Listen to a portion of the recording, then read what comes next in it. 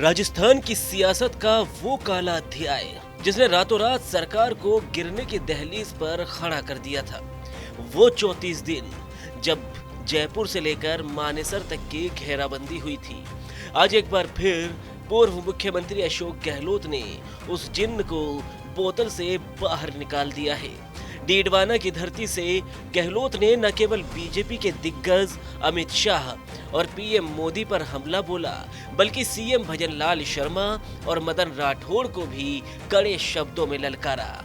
गहलोत ने पूछा कि होटलों में हमारी सरकार आपके कुकर्मों की वजह से थी। आज के इस 8 PM शो में हम डिकोड करेंगे मानेसर कांड की वो पूरी कहानी जिसने सचिन पायलट को बागी बनाया और गहलोत को जादूगर साबित किया, और उसके बाद गहलोत बागी हुए और अब सचिन पायलट सियासत के चमकते हुए सितारे बन गए। लेकिन उससे पहले सुनिए गहलोत का वो बयान जिसके बाद ये चर्चा एक बार फिर से सियासी गलियारों में गूंज रही है। और हमारी सरकार जो संकट में थी, ये अमित शाह और मोदी जी का संकट था। वो उन्होंने हमारे पार्टी के लोगों को भड़का करके ले गए वहां मानेसर के अंदर। 34 दिन तक भुगते हम लोग। ये बार बार मदन राठौड़ और भजनलाल जी बोलते हैं कि ये तो होटलों में नहीं सरकार। अरे होटलों में तुम्हारे कुकर्मों से रही थी, तुम्हारे कुकर्म रही।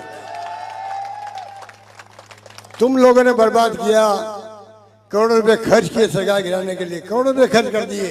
जैसे महाराष्ट्र में खर्च किए 50 करोड़ दिए के, सब जगह पहले खर्च किए और सरकार गिराने का षड्यंत्र किया। तो आपका आशीर्वाद था कि मध्य प्रदेश सरकार गिर गई, कर्नाटक की गिर गई, महाराष्ट्र की गिर गई, हिंदुस्तान में एकमात्र राजस्थान सरकार बची रही थी उस वक्त। ये सब आपका प्रदेशवासियों का आशीर्वाद था। MLA मेरे साथ रहे, उनका विश्वास था मेरे प्रति, और चेतन ड्यूटी उन लोगों में आता है जो 2-4 लोग थे जिन्होंने बहुत होशियारी से राजनीति करी, मेरी सरकार बचा ली। इसलिए यही बात कहता हुआ मैं माफी चाहूंगा, मैं जा रहा हूँ, कृपा करके थोड़ी। डीडवाना में बाबा साहेब की 135वीं जयंती पर आयोजित कार्यक्रम में अशोक गहलोत का अंदाज बेहद आक्रामक रहा। उन्होंने वर्तमान मुख्यमंत्री भजनलाल शर्मा और बीजेपी प्रदेश अध्यक्ष मदन राठौड़ के उस तंज का जवाब दिया जिसमें वो अक्सर कहते हैं कि गहलोत सरकार 5 साल होटलों में रही। गहलोत ने 2 टूक कहा कि अगर हमारी सरकार होटलों में थी तो वे बीजेपी के उन कुकर्मों की वजह से थी जिन्होंने लोकतंत्र को खरीदने की कोशिश की। उन्होंने आरोप लगाया कि मध्य प्रदेश, कर्नाटक और महाराष्ट्र की तरह राजस्थान की सरकार गिराने के लिए करोड़ों रुपये पानी में बहाए गए। गहलोत ने पहली बार सार्वजनिक मंच से चेतन डूडी जैसे नेताओं की होशियारी की तारीफ की जिन्होंने ऐन वक्त पर पाला बदलने से इनकार कर दिया। तो चलिए समय के पहिए को पीछे घुमाते हैं और बात करते हैं जुलाई 2020 की। तत्कालीन उप मुख्यमंत्री सचिन पायलट अचानक अपने समर्थक 18-19 विधायकों के साथ गायब हो गए। खबरें आई कि वो दिल्ली के पास हरियाणा के मानेसर में लग्जरी होटल में ठहरे हुए हैं। 200 विधानसभा सीटों वाले राजस्थान में बहुमत के लिए 101 का आंकड़ा चाहिए था।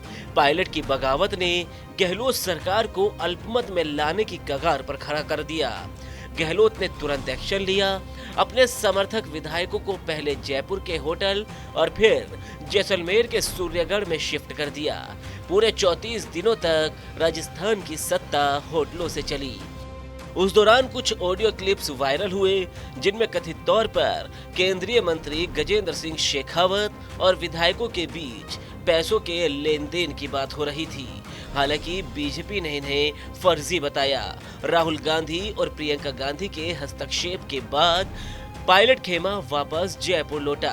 पायलट के पास से डिप्टी सीएम पद और प्रदेश अध्यक्ष का पद छीन लिया गया और सरकार बच गई।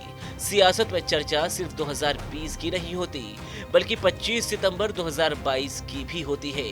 पायलट की तथाकथित बगावत जिसे सत्ता परिवर्तन और मुख्यमंत्री बनने की महत्वाकांक्षी कोशिश माना गया था और जिसे अशोक गहलोत ने गद्दारी और नकारा निकम्मा जैसे शब्दों से नवाजा था, लेकिन गहलोत गुट की कथित बगावत भी चर्चा में हमेशा ही रहती है। जब आलाकमान ने पायलट को सीएम बनाने की तैयारी की और जयपुर में विधायक दल की बैठक बुलाई गई, तब गहलोत समर्थक 90 से ज्यादा विधायकों ने इस्तीफा देकर समानांतर बैठक की। ये कांग्रेस हाईकमान के खिलाफ राजस्थान के इतिहास का सबसे बड़ा विद्रोह था। हालांकि बाद में अशोक गहलोत ने इस पर माफी भी मांगी थी। तब गहलोत सत्ता में थे, आज विपक्ष में है। बीजेपी ने वसुंधरा राजे को किनारे कर भजनलाल शर्मा के रूप में एक नया ब्राह्मण चेहरा भी पेश कर दिया। जो विधायक मानेसर गए थे, उनमें से कई अब वापस मुख्यधारा में भी है। लेकिन गहलोत का डीडवाना में दिया बयान बताता है कि वे आज भी उन 34 दिनों के जख्मों को भुला नहीं पाए हैं। गहलोत ने अंबेडकर जयंती के बहाने दलित और पिछड़ा वर्ग को ये संदेश दिया कि उनकी सरकार गिराने की साजिश एक विचारधारा को खत्म करने की एक कोशिश थी। अशोक गहलोत के इस बयान के पीछे गहरी राजनीतिक रणनीति है। राजस्थान में उपचुनाव और भविष्य की राजनीति को देखते हुए खुद को फिर से विक्टिम और योद्धा के रूप में पेश कर रहे हैं। अब सीधा सवाल बीजेपी के लिए है कि क्या मुख्यमंत्री भजनलाल शर्मा अशोक गहलोत के कुकर्मों वाले आरोप का तथ्यात्मक जवाब देंगे, और क्या मदन राठौड़ इस मुद्दे को उठाकर गहलोत पायलट के पुराने मतभेदों को फिर से हवा देंगे? ये तो भविष्य के गर्भ में है। लेकिन राजस्थान की राजनीति में कोई भी बयान बिना वजह नहीं दिया जाता। मानेसर का जिक्र करना इस बात का सबूत है कि गहलोत अभी रिटायर होने के मूड में तो कतई नहीं है और वो बीजेपी को उन्हीं के गढ़ में घेरने की तैयारी कर चुके हैं। आपको क्या लगता है कि क्या गहलोत का मानेसर कांड को दोबारा उठाना सही है? क्या वाकई बीजेपी ने सरकार गिराने की कोशिश की थी या ये कांग्रेस की अंदरूनी कलह थी?